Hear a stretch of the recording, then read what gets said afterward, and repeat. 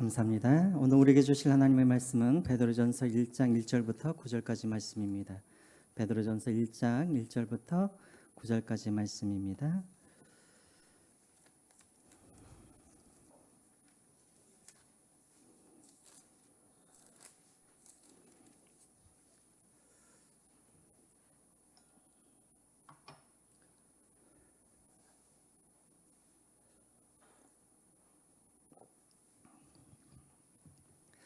우리 한 절씩 교독하겠습니다.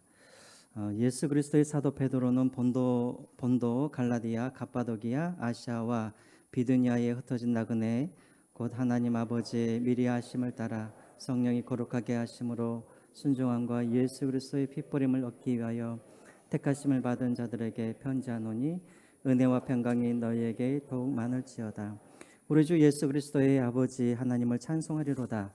그의 많으신 국률대로 예수 그리스도를 죽은 자 가운데서 부활하게 하심으로 말미암아 우리를 거듭나게 하사 산 소망이 있게 하시며 썩지 않고 더럽히지 않고 새하지도 아니하는 유업을 있게 하시나니 곧 너희를 위하여 하늘에 간직하신 것이라.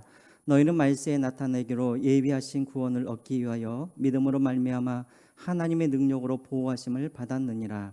그러므로 너희가 이제 여러 가지 시험을 말미암아 잠깐 근심하게 되지 아니할 수 없으나 오히려 크게 기뻐하는도다.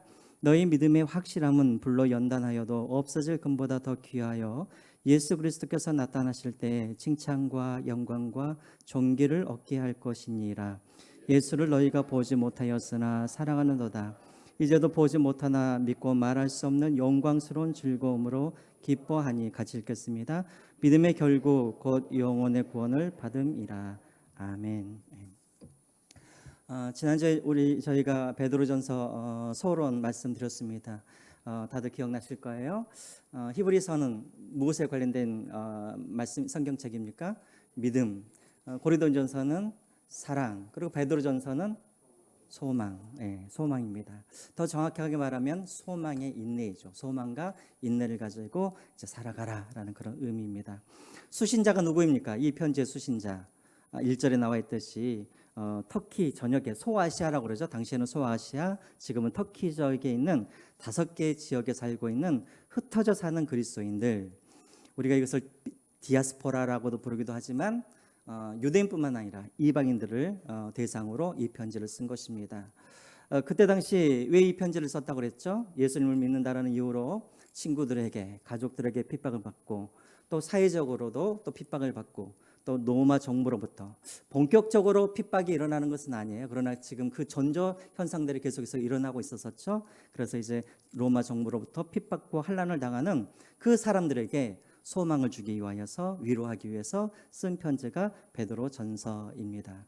자, 특별히 여러분 1절을 우리 다시 한번 보시죠. 1절에 보시면은 베드로가 제일 마지막에 흩어진 사람들을 뭐라고 그렇게 부르죠?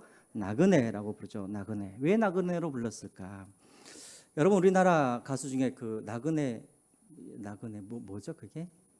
인생은 나그네길. 누가 부르셨죠? 최희준. 한번 나와서 한번 우리 권사님. 네. 인생은 나그네길. 어디서 왔다가 어디로 가는가, 그렇죠? 그리고 또 정처 없이 구름처럼 정처 없이 흘러만 가는 인생. 이렇게 노래가 되어집니다. 그런데 여러분 베드로가 말하는 그 나그네와 최희준 씨가 말하는 그 나그네는 다르죠. 최희준 씨는 우리는 어디에서 왔고 어디로 가는지를 모르지만 우리가 말하는 나그네는 어떻습니까? 우리는 어디에서 왔고 어디로 가는지를 잘 알고 있죠. 또 희준 씨는 구름 없이 구름처럼 정처 없이 흘러가는 인생이라고 하지만 우리는 구름처럼 흘러가는 인생이 아니라 우리는 새 예루살렘, 새 하늘과 새 땅이라는 정확한 목표를 가지고 우리는 가는 그런 나그네이죠. 또 우리는 할 수 없이 나그네가 된 사람들이 아니라 우리는 자발적으로 예수님 때문에 나그네가 된 사람들입니다. 자, 그러면 이제 이 베드로가 이제 말하는 거예요. 그러면은 이 나그네, 우리는 어떻게 해서 나그네가 되었는가? 여러분, 우리는 어떻게 해서 나그네가 되었죠? 2절에 그 이유가 거기에 나와 있습니다. 2절. 우리 2절을 한번 같이 한번 읽어볼까요? 2절입니다. 시작. 곧 하나님 아버지의 미리 아심을 따라 성령이 거룩하게 하심으로 순종함과 예수 그리스도의 피 뿌림을 얻기 위하여 택하심을 받은 자들에게 편지하노니 은혜와 평강이 너에게 더욱 많을지어다. 우리는 그냥 나그네가 아니라 우리는 어떤 나그네냐면 우리는 택함 받은 나그네라는 거예요. 그럼 우리가 어떻게 택함을 받았는가? 우리가 어떻게 택함 받은 나그네가 되었는가? 2절에 세 가지로 이야기를 하고 있죠. 그냥 본문을 한번 보여주시죠. 지금은 좋은 분들이 없으시니까 제 얼굴 안 보여주셔도 되고 그냥 본문을 보여주시면 되겠습니다. 첫 번째로 우리가 어떻게 나그네가 되었는가? 첫 번째로 성부 하나님이 어떻게 하셨다고요? 미리 아심을 따라. 여기서 미리 아심을 따라. 미리 안다라는 게 무슨 말이에요? 성부 하나님께서 미리 아신다는 게 뭐예요? 우리를 택하실 때 저기 우리 안태수 집사님, 우리 하나님이 안태수 우리 집사님은 우리 하나님 집사님이라고 그럴까요? 어쨌든 저 안태수 집사는 아마 나를 잘 믿고 또 선하고 겸손하고 착하니까 내가 구원해 줘야지. 미리 아셔서 미리 아셨다라는 그 의미가 이 미리 아심일까요? 아니죠. 미리 아셨다라는 거는 지식적으로 미리 아셨다는 게 아니라 어떤 일을 할 것인지 미리 아셨다는 게 아니라 관계적으로 미리 아셨다라는 거예요. 그냥 안태수 집사님을 우리 하나님이 그냥 미리 알고 계셨다는 거예요. 마치 뱃속에 태아가 있는데 태아는 나를 모르지만 내가 태아를 잘 알고 있는 것처럼 그렇게 하나님은 우리를 알고 계셨다라는 것입니다. 다시 말하면 미리 아셨다, 미리 택하셨다라는 거예요. 두 번째로 그러면 성자 하나님은 어떤 일을 하셨는가? 거기 중간에 보시면 뭐라고 되어 있습니까? 예수 그리스도의 뭐예요? 피 뿌림. 예. 성자 하나님 예수 그리스도께서는 무엇을 하셨냐면 우리를 위해서 피를 뿌려 주셨다는 거예요. 다시 말하면 십자가에서 우리의 구원을 위해서 뭐 하셨다고요? 죽으셨다라는 것입니다. 그래서 누구든지 예수 그리스도를 믿으면 다 구원을 받을 수 있도록 그런 구원을 성취하신 분이 바로 예수 그리스도입니다. 그럼 세 번째로 성령 하나님을 뭘 하셨습니까? 거룩하게 하심으로. 그래서 거룩하게 하심으로 이것이 무엇일까요? 구별되게 하셨다라는 것이죠. 우리를 무엇으로부터? 세상으로부터 우리를 구별되게 하셨다라는 거예요. 누가? 성령 하나님께서. 자, 이 말은 무슨 말이냐면 예수님께서 죽으신 그 죽음이 또 예수님의 부활이 곧 나의 죽음이요 나의 부활로 믿어지게 한 일을 누가 하셨다고요? 성령 하나님이 그 일을 하셨다라는 것입니다. 여러분 새신자 교육을 하다 보면 이 성령 하나님의 그 역사가 얼마나 우리에게 필요한지를 알 수가 있어요. 같은 공간에서 같은 시간에 같은 복음을 전하는데 어떤 분들은 이 복음을 듣고 스펀지처럼 정말 잘 빨아들이고 믿는 분들이 있어요. 근데 또 어떤 분들은 같은 장소에서 같은 이야기를 하고 있는데 그분은 답답해하세요. 목사님 믿어지지가 않아요. 그렇게 말하는 분들이 있어요. 여러분 무슨 차이일까요? 바로 성령님께서 그 마음 가운데 역사하시느냐 역사하지 아니하시느냐 이 차이인 것이죠. 자, 우리는 그냥 나그네가 된 것이 아니에요. 하나님께서 택하셔서 나그네가 되었는데 이 일을 위하여서 성부 하나님은 구원을 계획하시고 성자 하나님은 그 구원을 성취하시고 그리고 성령 하나님은 그 구원을 어떻게 했다고요? 우리에게 적용하시는 그 일을 말미암아 우리가 바로 나그네가 그렇게 되었다라는 것입니다. 여러분 왜 갑자기 나그네 이야기를 하면서 갑자기 베드로가 성부와 성자와 성령 하나님께서 사역하셨던 그 이야기를 갑자기 이야기를 하는가?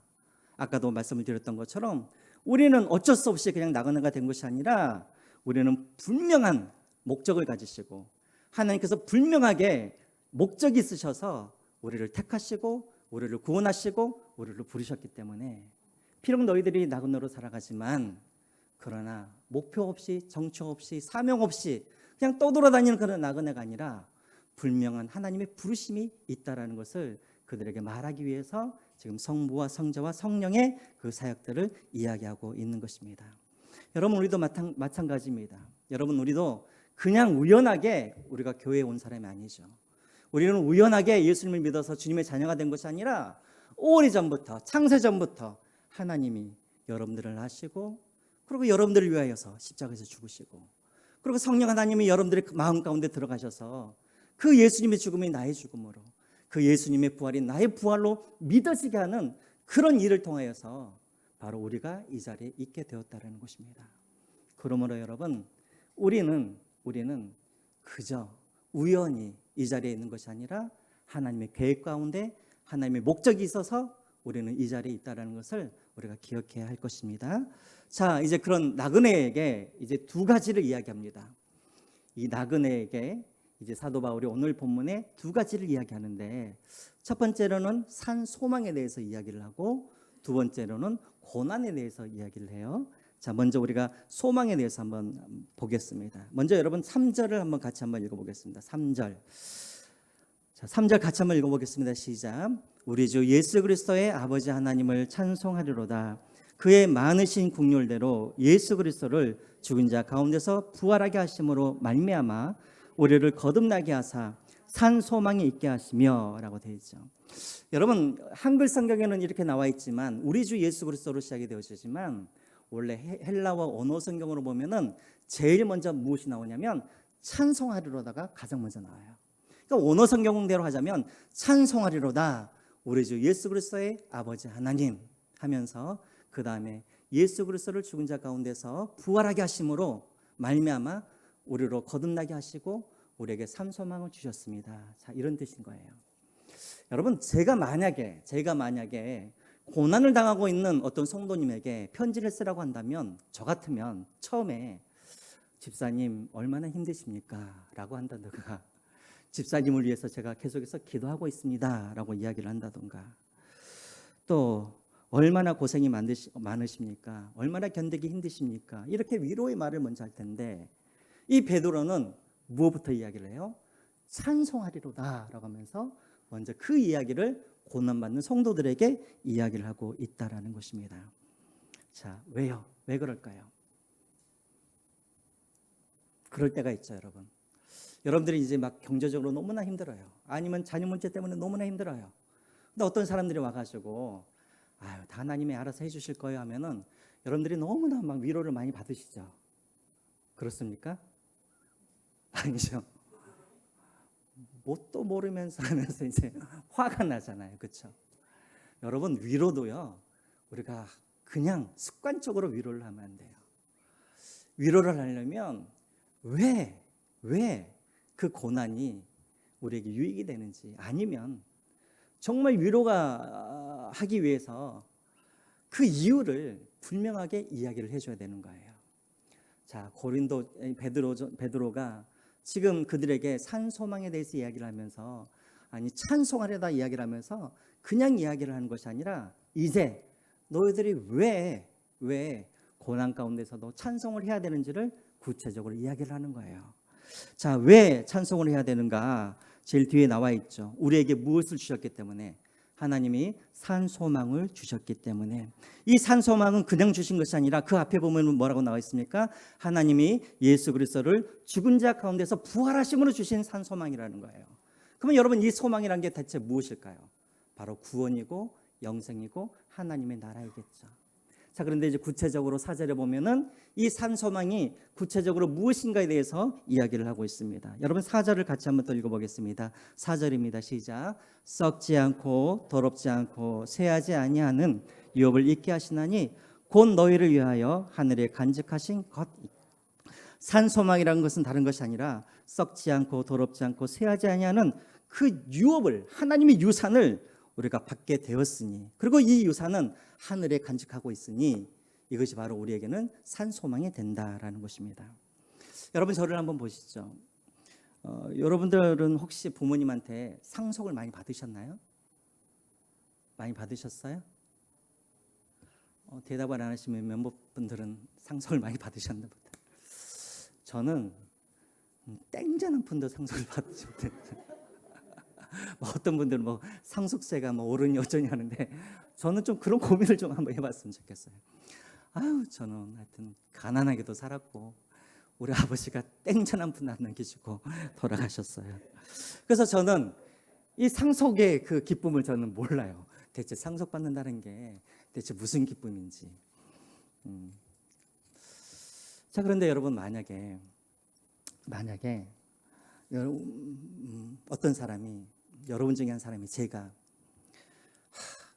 그냥 아파트 한 채도 없어요. 막 사람들은 막 아파트 값이 오른다고 그러는데 그건 다 남의 이야기 같고 또 가진 것이라고는 빚밖에 없어요. 자, 그렇게 살고 있는데 갑자기 시골에 계신 부모님이 이제 부르시더니 갑자기 땅 문서를 하나 딱 보여주시는 거예요. 딱 봤더니 땅 문서에 10,000평이라고 돼 있어요. 10,000평. 자, 그러면서 아버님이 뭐라고 그러시냐면 내가 그동안 너한테 내가 말을 하지 않았지만 내가 땅을 하나 이렇게 숨겨놓은 게 있었다. 근데 이제 내가 갈 날이 멀지 않아서 이제 네한테 내어놓는다 하면서 땅 문서를 보여주시는 거예요. 근데 그 땅도 그냥 땅이 아니라 이제 곧 개발을 앞두고 있어서 평당 1,000,000원을 하는 그런 땅인 거예요. 10,000평에 1,000,000원이면 얼마나 됩니까? 계산도 안 되시죠? 1,000억, 그죠? 1,000억.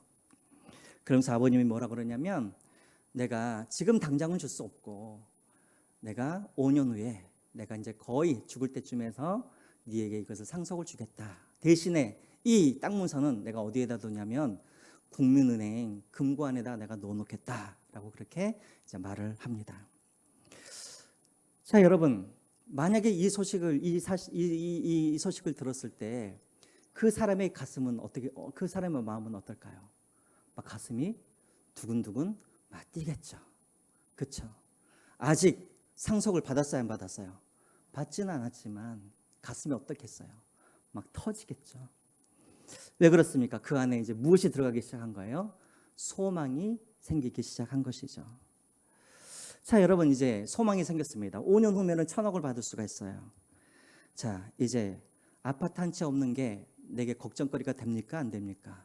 걱정거리가 안 되죠. 또 다른 사람들이 뭐 아파트 값이 막 올랐다. 그것이 질투거리가 됩니까? 안 됩니까? 질투거리가 되지가 않죠. 왜 그렇습니까? 우리에게는 무엇이 있으니까? 소망이 있으니까. 5년만 참으면 나에게 1,000억이 생기니까. 자, 이 사람은 국민은행 앞을 지나갈 때마다 항상 뭐가 생각이 나겠어요? 저 안에는 땅 문서가 있는데 항상 그것을 소망하면서 살아가겠죠. 여러분, 4절의 말씀이 바로 그거예요. 4절 말씀이 보세요. 우리가 삼위일체 하나님을 하나님의 은혜로 말미암아 우리가 하나님의 자녀가 되었어요. 하나님의 자녀가 되었다는 것은 동시에 어떤 말이냐면 우리는 하나님께 유산을 받을 수 있는 무엇이 되었단 말이에요? 상속자가 되었다라는 말입니다.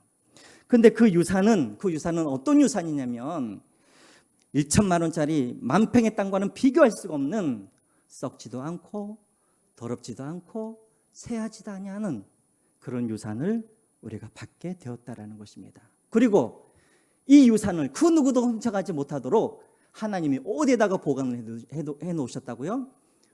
국민은행 금고가 아니라 하늘에 그것을 간직하셨다라고 되어 있는 것이에요. 여러분, 이제 물어볼게요. 가슴이 뛰세요, 안 뛰세요? 네? 아까 1,000억 이야기를 들었을 때는 가슴이 좀 뛰었는데, 자, 보세요. 이것은 이제 애가 아니에요. 이건 진짜 사실이에요. 여러분, 하늘에 썩지도 아니하고 더럽지도 아니하고 새하지도 아니하는 유산이 우리에게 있다라는 거예요. 그것도 하늘의 금고에. 떨려요, 안 떨려요?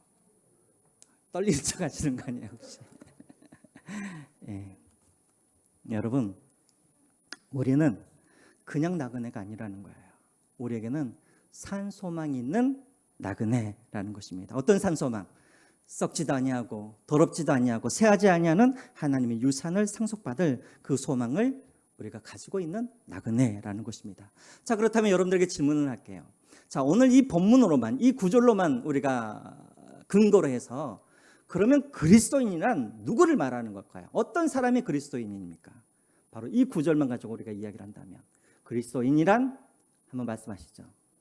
산소망을 가지고 살아가는 나그네. 이게 바로 여러분 그리스도인 거예요.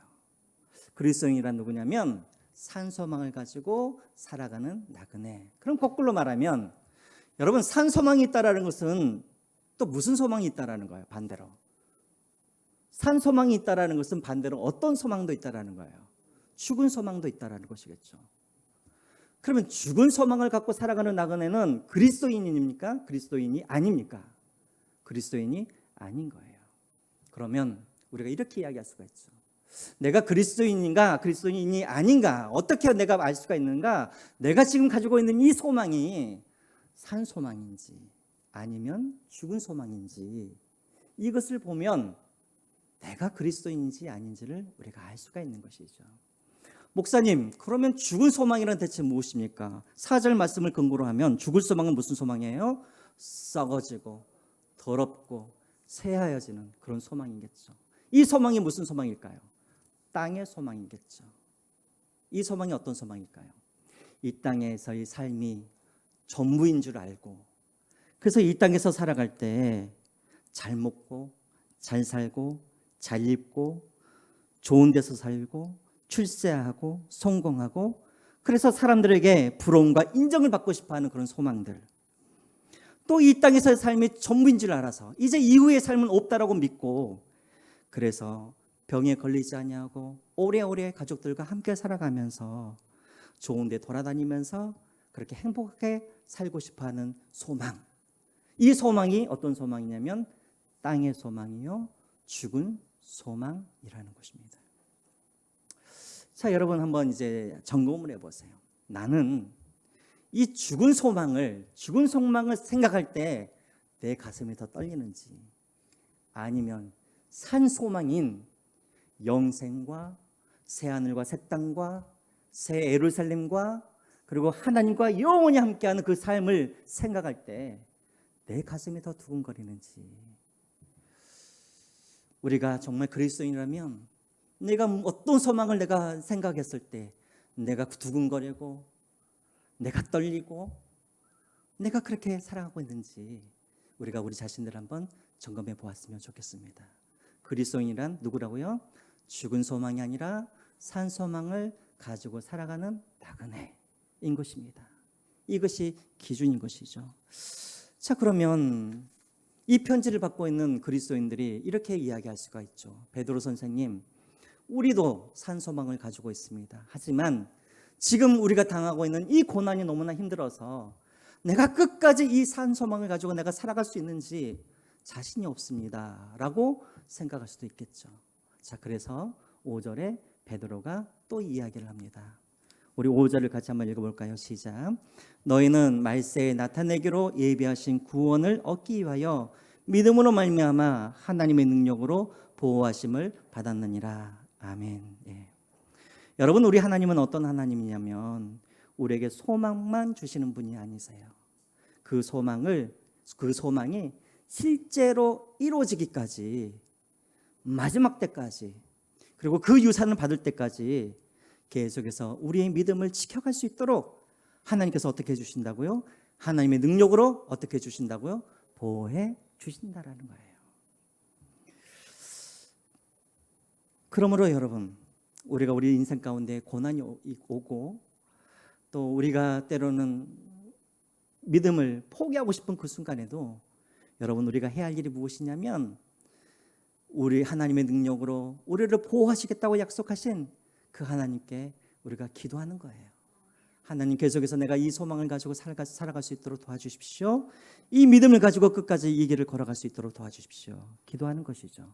그래서 여러분, 로마서 8장 35절을 한번 보시죠. 로마서 8장 35절 말씀, 그 같이 한번 읽어보겠습니다. 시작.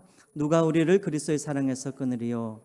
환난이나 공고나 박해나 기근이나 적신이나 위험이나 칼이랴. 그러나 이 모든 일에 우리를 사랑하시는 이로 말미암아 우리가 넉넉히 뭐하느니라? 이기느니라. 예. 하나님은 우리에게 소망만 주시지 않으셨어요. 그 소망을 끝까지 가지고 그 소망이 실현될 때까지 우리에게 넉넉히 이길 수 있는 힘과 능력을 주셨다는 거예요. 만약에 여러분, 이 구원이 나로 말미암아 시작된 구원이라고 한다면 우리가 실패할 수도 있겠죠. 하지만 이 구원은 누구로부터 시작이 되었었어요? 하나님으로부터. 성부 하나님이 택하시고 성자 하나님이 구원을 이루시고 성령 하나님께서 그 구원이 나의 구원으로 만들어 주셨던 하나님께서 시작하신 구원이기 때문에 이 구원은 실패할 수 있어요, 없어요? 실패할 수가 없어요. 계속해서 하나님 우리에게 능력을 주시고 힘 주시고 계속해서 소망을 갖고 살아갈 수 있도록 우리에게 약속을 하셨어요. 그러므로 기도하세요. 누구에게? 약속하신 그 하나님께 이 문제를 해결해 달라고, 이 고난을 능히 이기게 해달라고 기도하시기 바랍니다. 자, 두 번째로 이제 소망에 대해서 이야기를 했습니다. 자, 이제 두 번째로 이제 베드로가 고난에 대해서 이야기를 해요. 고난에 대해서 총 네 가지로 이야기를 하는데, 두 가지는 무엇에 대한 이야기냐면 고난의 성격에 대해서 이야기를 해요. 그리고 마지막 두 가지는 무엇에 대해서 이야기를 하냐면 고난의 유익에 대해서 이야기를 해요. 먼저 6절을 한번 보겠습니다. 6절. 고난의 성격 두 가지입니다. 같이 한번 읽어볼까요? 시작. 그러므로 너희가 이제 여러 가지 시험을 말미암아 잠깐 근심하게 되지 않을 수 없으나 오히려 크게 기뻐한도다. 여러분 한번 동그라미를 쳐보시지 바르면 동그라미 한번 쳐보세요. 자, 중간에 잠깐이라는 곳에 동그라미 한번 쳐보시죠. 잠깐. 그 다음에 그 옆에 있는 근심하게 되지 않을 수 없으나, 여기다가 한번 동그라미 한번 쳐주십시오. 근심하게 되지 않을 수 없으나. 네. 첫 번째로 하나님께서 우리에게 나그네인 우리에게 두 가지를 주세요. 하나는 산소망을 주시고 또 한 가지는 시험과 고난이라는 것을 우리에게 허락하세요. 근데 이 시험과 고난이라는 게 대체 무언가? 첫 번째로는 뭐예요? 잠깐의 고난이라는 거예요.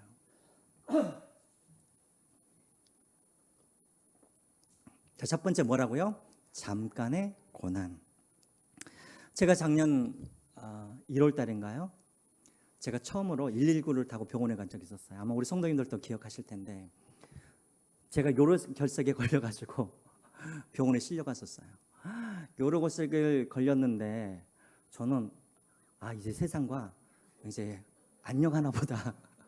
이 담임 목사로 온 지 한 3개월 됐는데 이렇게 가는구나. 그 정도로 너무나 아팠었어요. 정말로. 아마 우리 성도님들도 많이 간증들이 많이 있으시더라고요. 근데 제가 진짜 이렇게 사람이 죽는구나 했는데, 언제 제가 위로를 받았냐면 의사 선생님을 만나는데 의사 선생님이 뭐라 그러냐면 이 통증은 이틀 후면 다 끝납니다 그러는 거예요. 이틀 후면 그냥 끝나는 거예요. 아무리 진통제를 먹어도 막 계속 아픈 거예요. 근데 그분이 이틀 후면 끝납니다 이 이야기를 딱 들으니까 그래도 좀 아프지 않은 것 같았어요. 근데 만약에 그 의사 선생님이 저한테 이 고통이 한 1년은 갈 거예요 라고 한다 그런다면 아마 제가 그 선생님한테 제발 저를 죽여주십시오라고 아마 제가 부탁을 할 정도로 그렇게 고통스러웠습니다. 여러분, 우리 하나님이 우리에게 주시는 고난은 어떤 고난이냐면 잠깐의 고난이라는 거예요. 잠깐의 고난. 하나님께서 시간을 정하시고 그 시간이 지나면 끝나는 그런 고난이라는 것입니다. 기억하십시오. 잠깐의 고난이라는 거예요. 시간이 지나면 해결되어질 문제라는 것입니다. 두 번째, 그 고난은 어떤 고난이냐면, 두 번째로 제가 어디다 동그라미를 치라고 그랬죠? 근심하게 되지 않을 수 없으니. 여러분, 이게 무슨 말입니까? 근심하게 되지 않을 수 없으나. 무슨 말이에요 이게? 네? 근심. 근심해야 된다고요. 맞아요. 피해갈 수가 없다는 거예요. 피해갈 수가 없다는 거예요. 우리가 나그네이면, 우리가 그리스도이면 우리는 이 고난을 어떻게 당연한 것으로 여기라는 거예요. 왜? 하나님은 모든 사람들에게 단 한 사람도 빠짐없이 모든 사람들에게 다 이 고난을 다 허락하셨다라는 거예요. 근데 제가 전에도 한번 이야기를 했지만, 제가 신방을 다녀보잖아요. 다 똑같이 이야기를 해요. 목사님, 왜 저만 이렇게 고난이 찾아옵니까? 목사님, 다른 사람들은 다 편한 것 같은데 왜 저에게만 하나님께서 이렇게 시험을 주십니까? 그런데 여러분, 저의 목회 20년의 결론은 뭐냐면 한 사람도 고난당하지 않는 그리스도인은 없다라는 거예요. 거꾸로 말하면 나는 평생 살아왔는데 나는 고난이 없다. 그분은 확인을 해봐야 돼요. 내가 정말 거듭난 사람인지 거듭나지 않았는지 확인해 보아야 하는 거예요.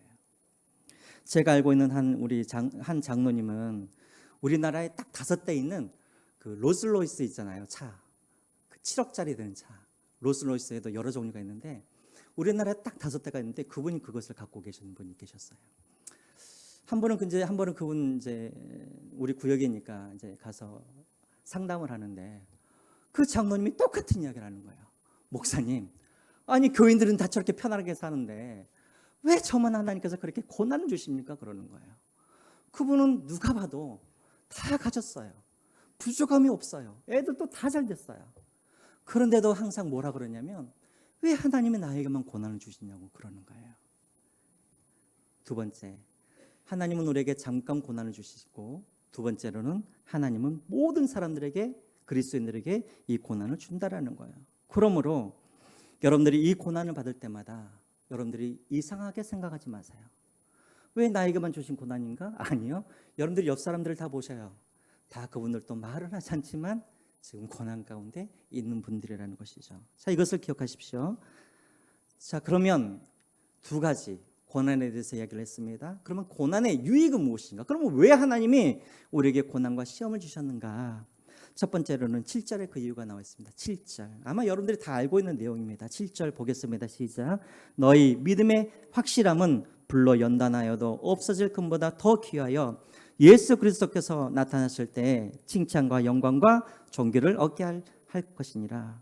여러분 거기에서 한 가지 너희 믿음의 확실함이라는 단어가 있죠. 앞에 보시죠. 앞에 확실함이라고 되어 있는데 원래 헬라어 원어 성경으로는 도키미온이라는 단어를 사용하는데 이 말은 무슨 말이냐면 시험, 시련 이런 말이에요. 다시 말하면 그래서 옛날 성경에는 뭐라 나와 있냐면 너희 믿음의 시련은 이라고 해석을 하는 게 원래 맞아요. 다시 말하면 왜 하나님께서 우리에게 고난을 허락하시는가? 우리의 믿음을 시험하도록 하기 위해서. 뭐 하기 위해서요? 시험하기 위해서. 여러분 금이 있죠. 금을 순도를 높이고 순수한 금으로 만들기 위해서는 계속해서 금에다가 무엇을 해야 돼요? 불로 연단을 시켜야죠. 그래야지 순금이 되듯이 우리 믿음이 순결한 믿음이 되기 위해서, 우리 믿음이 온전한 믿음이 되기 위해서 하나님께서 우리에게 고난을 허락하신다라는 것입니다. 다시 말하면 우리 믿음이 진짜 믿음인지 아닌지를 계속해서 확인하면서 마지막까지 주님 앞에 갈 수 있도록 하기 위해서 하나님 우리에게 고난을 주신다라는 거예요. 그래서 여러분 우리가 잘 알고 있는 말씀이 있죠. 야고보서 1장 2절과 4절 말씀. 우리 같이 한번 읽어볼까요? 야고보 사도가 말하고 있는 부분이죠. 같이 한번 읽어보겠습니다. 시작. 내 형제들아 너희가 여러 가지 시험을 당하거든 온전히 기쁘게 여기라. 이는 너희 믿음이 실으니 인내를 만들어 내는 줄 너희가 알미라. 인내를 온전히 이루라. 이는 너희로 온전하고 구비하여 조금도 부족함이 없게 하려 함이라. 왜 시험을 기쁘게 하라고요? 기뻐하라고요? 우리로 하여금 부족함이 없는 믿음을 갖게 하도록 하기 위해서. 다시 한번 우리가 부족함이 없는 그리스도인으로 우리가 살도록 하기 위해서, 그래서 하나님 앞에 칭찬받고 영광과 존귀를 받을 수 있는 그런 온전한 그리스도인이 되도록 하기 위해서 하나님은 우리의 믿음을 계속해서 단련하신다는 거예요. 그래서 우리에게 고난을 주신다는 것입니다. 두 번째로 마지막으로 8절을 한번 읽어보시죠. 왜 우리에게 고난을 주셨는가? 8절과 9절에 나와 있습니다. 같이 한번 읽어보겠습니다. 시작. 예수를 너희가 보지 못하였으나 사랑하는도다. 이제도 보지 못하나 믿고 말할 수 없는 영광스러운 즐거움으로 기뻐하니 믿음의 결국 곧 영혼의 구원을 받음이라. 이게 대체 무슨 말인가? 저도 이것을 한참 쳐다봤어요. 이게 대체 무슨 말인가? 쉽게 말하면 여러분 이 말씀이에요. 베드로가 이 소아시아에 흩어져 있는 그 사람들을 보니까는 이들은 고난 가운데 있음에도 불구하고 8절에 나와 있는 말씀처럼 이들은 말할 수 없는 그런 즐거움과 기쁨을 누리고 있더라는 것이죠. 아니 고난을 당하면 이 사람들이 슬퍼해야 되는데 왜 소아시아에 살고 있는 저 사람들은 말할 수 없는 그런 기쁨을 누리고 살고 있는가? 베드로가 자세히 한번 봤더니 9절에 이런 이유 때문이라는 것이죠. 9절에 뭐라고 되어 있습니까? 믿음의 결국은 영혼의 구원을 받음이라. 다시 말하면 그들은 자신이 구원을 받았다라는 것을 이들은 확실히 믿고 있었다라는 것이죠. 베드로가 이상하게 생각하는 거예요. 제가 이제 해석한 거예요. 이것은 베드로가 이상하게 생각하는 거예요. 자, 베드로 자신은 예수님을 보았죠. 3년 동안 예수님을 따라다녔죠. 그렇기 때문에 이 베드로는 고난이 있어도 그는 믿음으로 이겨낼 수가 있어요. 왜냐하면 예수님을 보았기 때문에, 죽으심도 보았고 부활하신 예수님도 보았고, 그렇기 때문에 이 사람은 산소망을 가지고 이 고난을 이겨낼 수가 있는 거예요. 자, 그런데 소아시아에 살고 있는 이 흩어진 사람들은 그들은 예수 그리스도를 보지도 못했어요. 예수 그리스도의 죽으심과 부활도 본 적이 없는 사람들이에요. 그런데 왜 이들은 고난 가운데서도 기쁘게 그들이 살아가고 있는가? 보아하니 믿음의 확신을 갖고 있는 거예요. 구원에 대한 확신. 그런데 그러면 이 사람들이 어떻게 그 구원의 확신을 갖고 있었는가? 생각해 보니까는 다시 7절로 넘어가는 거예요. 7절 뭡니까? 고난을 통하여서 이들의 믿음들이 단련되었다라는 거예요.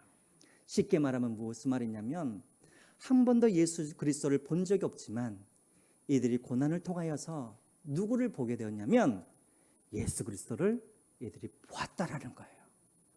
보이지 않는 하나님을 무엇을 통하여서 이들이 보았냐면 고난을 통하여서 보이지 않는 하나님을 보게 되었다라는 것입니다. 이것은 제가 의역하는 거예요. 의역하는 거. 여러분 그래요. 여러분 예수님 보신 적 있으세요? 없으세요? 네? 없어요. 하나님 보신 적 있으세요? 없으세요? 그런데 왜 예수님을 믿고 왜 하나님을 믿고 계세요? 근데 여러분 우리가 그런 간증을 많이 하죠.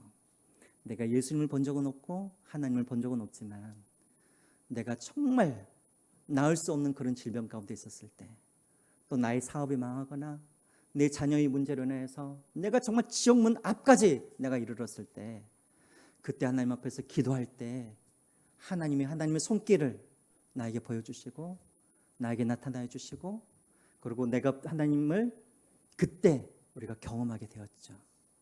여러분 그런 경험 있으세요? 없으세요? 고난이 왜 우리에게 유익되어지는가? 예수 그리스도를 우리는 보지 않았지만 이 고난을 통해서 우리가 누구를 보게 돼요? 예수 그리스도를 보고 만지고 경험하게 되었다라는 거예요. 그래서 우리에게 고난을 주는 거예요. 그렇기 때문에 예수 그리스도를 보았기 때문에 이 사람들은 실제적으로 눈으로는 보지 않았지만 이 고난을 통해서 예수를 만짐받고 보아서 믿음의 확신을 가지고 이들이 살아가게 되었다라는 거예요. 우리도 마찬가지잖아요. 그렇죠? 우리가 언제 예수 그리스도를 만났어요? 내가 평안할 때 예수님을 만납니까? 아니요. 내 힘으로 도저히 해결할 수 없는 그 문제를 만날 때 내가 기도해서, 그래서 그때 그 고난을 통하여서 내가 예수님을 만나지 않았습니까? 바로 8절과 9절 말씀이 그런 말씀이라는 거예요. 여러분 이제 말씀을 맺겠습니다. 왜 고난을 주셨는가? 우리의 믿음을 더 연단하기 위해서, 그리고 우리로 하여금 예수 그리스도를, 보이지 않는 예수 그리스도를 보게 하여서 구원의 확신을 갖도록 하기 위해서 우리에게 고난을 주셨다라는 것입니다. 여러분 제가 이 산소망이라는 이 주제로 설교를 준비하는데, 산소망하면은 늘, 소망하면은 늘 떠오르는 그 한 사람이 있습니다. 제가 이분의 간증을 한번 들은 적이 있었는데요. 이분은 탈북하신 여성분이세요. 그런데 이제 한번 간증을 하셨어요. 이 탈북 여성은 이제 북한에 있었을 때 몰래 한국 드라마를 봤대요. 한국 드라마.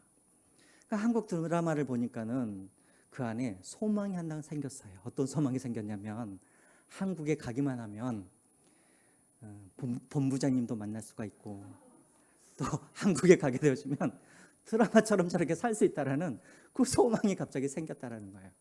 그래서 겨울에 압록강을 건너가려고 이제 결심을 합니다. 그래서 이제 압록강을 건너려고 딱 출발하려고 하는 순간 갑자기 초소에 있는 북한 경비대한테 잡히게 되어져요. 그리고 이제 초소로 불려 들어가가지고 기절할 정도로, 기억이 안 날 정도로 그렇게 맞았대요. 그래가지고 이제 맞고 이제 정신을 잃어서 차려 보니까는 이제 곧 있으면 이제 자기를 이제 그 수용소로 이제 이렇게 이제 데려가려고 이제 기다리고 있는 거예요. 그래서 곰곰이 이제 생각을 해보니까 내가 수용소에 가서 죽으나, 내가 압록강을 건너가다가 총에 맞아 죽으나 다 똑같은데 그 생각이 갑자기 들더라는 거예요. 그래서 경비병이 조금 이렇게 소홀해지는 그 틈을 타서 이분이 이제 총에 맞으면 죽겠다라는 그런 각오로 압록강을 그냥 지나갔대요. 막 그냥 달려서. 이제 꽁꽁 얼었을 때였으니까. 자, 그런데 웬 하나님의 은혜인지, 이제 그때는 하나님의 은혜가 아니었죠. 가는데 무사하게 중국까지 도착을 한 거예요. 야, 이제 살았다 하고 이제 중국으로 넘어갔는데, 거기에서 이제 남자를 거기 국경에서 한 남자를 만나게 됐어요. 중국 남자를. 근데 그 사람이 만나자마자 막 도움을 막 주는 거예요. 친절하게. 그래서 이제 그 사람을 이제 쫓아갔어요. 쫓아갔더니 이 사람이 누구였냐면 이 중국 국경에서 탈북한 여성들만 이제 잡아가지고 중국 농촌 이제 노총각들에게 이렇게 돈을 받고 파는 인신매매였던 거예요. 그 이 여자도 이 사람한테 잡혀가지고 중국 저 산골에 들어가가지고 이제 팔려서 이제 들어간 거예요. 그러니까 거기서 이제 애기 낳고 이제 애기 하나 낳고 이제 그렇게 살아갔었어요. 근데 이 여인에게는 소망이 있었어. 소망. 무슨 소망?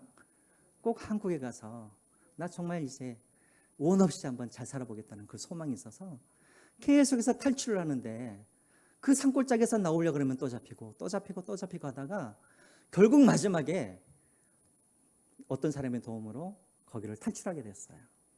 그래서 이제 라오스로 그리고 태국으로 해가지고 한국으로 왔습니다. 인천공항에 도착하자마자 이제 나의 소망을 이뤘다. 나의 본부장님은 어디 계신가 하면서 이제 이 한국으로 들어왔어요. 이야기가 여기서 끝나면은 행복한 이야기가 될 텐데 한국에서 와 보니까 자기가 드라마에서 봤던 그 현실과 너무나 다른 거예요.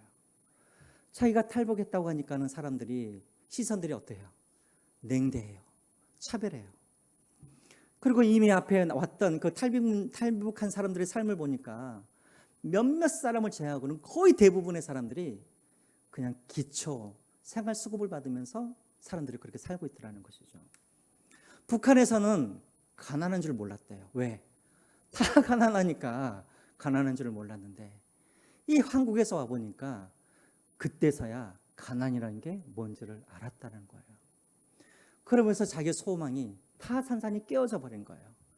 내가 이것 때문에 내가 압록강을 건너고 중국에서 그렇게 고생하고 내가 이 한국까지 왔는가. 너무나 좌절이 돼가지고 자기가 가지고 있던 그 소망이 거짓된 소망이요 헛된 소망이었던 것을 알고 자살을 시도를 해요. 자살을 하는데 또 누가 와가지고 구해주고 또 자살을 하는데 또 누가 와가지고 또 구해주고 그러던 중에 한 친구가 교회에 가자고 그렇게 했대요. 그래서 이제 그 친구를 따라서 교회에 가가지고 누구를 만났을까요? 예수 그리스도를 만나게 된 것이죠. 그리고 예수 그리스도를 만나서 예수 그리스도 이제 성경 공부를 하면서 내가 북한에서 갖고 내가 나왔던 그 소망은 죽은 소망이요 헛된 소망이요 거짓된 소망이라는 것을 알게 되었다는 거예요. 썩어지고 더러워지고 그리고 영원하지 않는 그 소망을 내가 왜 붙들고 살았는가.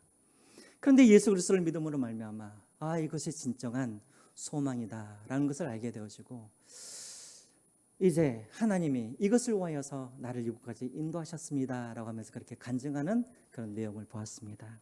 여러분, 나그네의 삶, 고난의 삶입니다. 이 고난을 우리가 어떻게 이겨낼 수가 있는가? 소망이 있어야 우리가 이겨낼 수가 있는 거예요. 그런데 소망도 다 똑같은 소망이 아니에요. 어떤 소망은 죽은 소망이 있고 어떤 소망은 산 소망이 있는 거예요.